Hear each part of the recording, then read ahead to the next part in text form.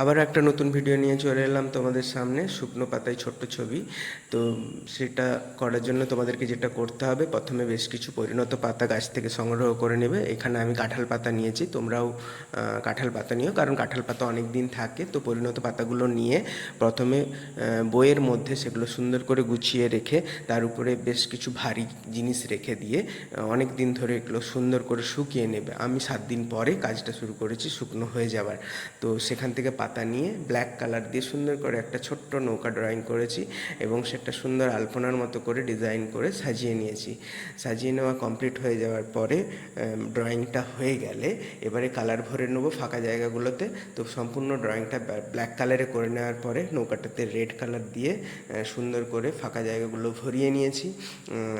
সুন্দর করে রেড কালারটা ভরিয়ে নেওয়ার পরে পালটাতে ব্যবহার করব হলুদ কালার, আর নিচে জলটার জন্য ব্যবহার করব সাদা কালার। তো দেখতেই পাবে কিভাবে সেগুলো করছি।